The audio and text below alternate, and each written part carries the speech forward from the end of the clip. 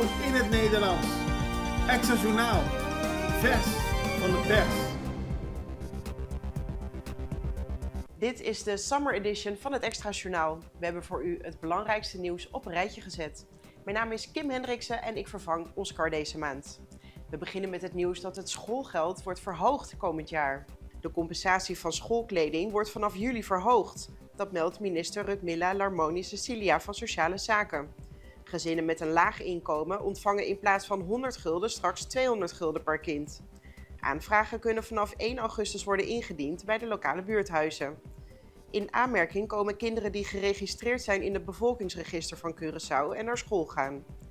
Benodigde documenten zijn onder andere een geldig identiteitsbewijs en een schoolverklaring. Het parlement van Curaçao werkt aan een eigen radiozender.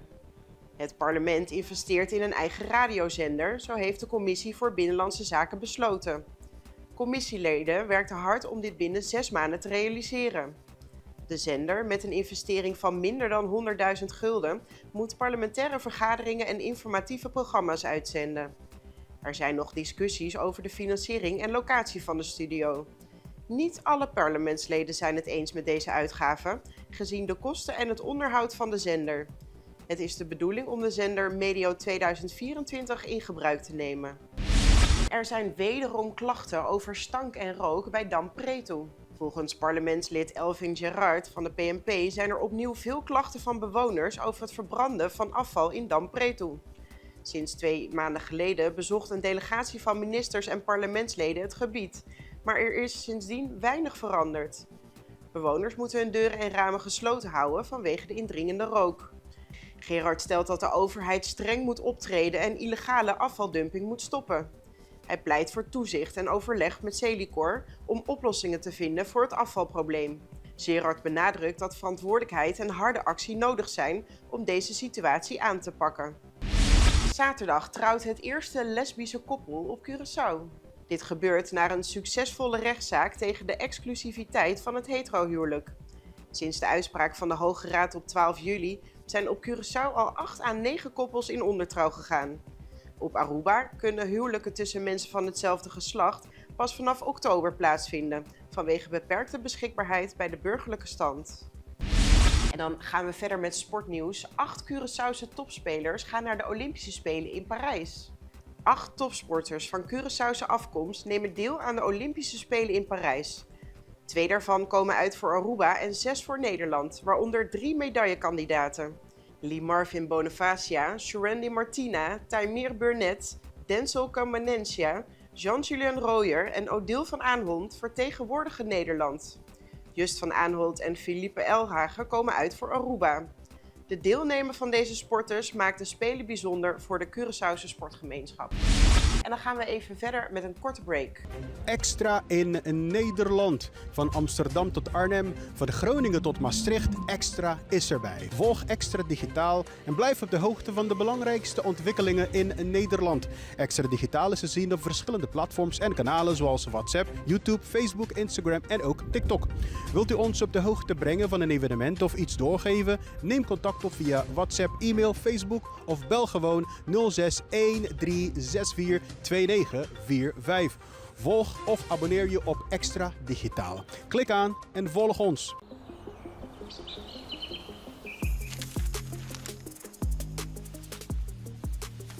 Welkom op Curaçao, een van de mooiste eilanden in de Caribiën. Een ware parel. En het is een eiland waar je van heel veel zaken kunt genieten. Van de natuur, van de zee, van het eten, van de mensen en zoveel meer.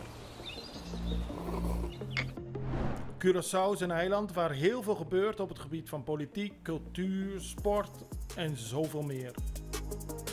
Een Extra Journaal brengt het belangrijkste nieuws van Curaçao. Maar we hebben ook aandacht voor al het nieuws op Bonaire en Aruba en op de bovenwinden, Saba, Sint Maarten en Sint Eustatius. En we belichten al het nieuws van alle kanten. Het nieuws is duidelijk, actueel en vers van de pers. Extra Journaal, elke werkdag op Salto. Op Curaçao zijn we de hele dag bezig met het maken van Extra Journaal. Volg ons op je favoriete Amsterdamse zender. Tauro.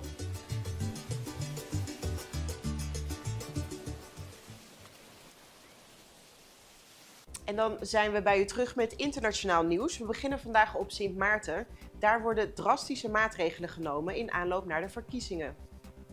De Raad van Ministers van Sint Maarten heeft verschillende maatregelen genomen om de veiligheid tijdens de verkiezingscampagne en op de verkiezingsdag van 19 augustus te waarborgen.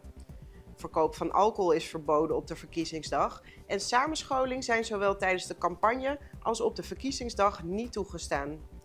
Deze maatregelen volgen op een schietincident op 17 juli waarbij een partijleider betrokken was.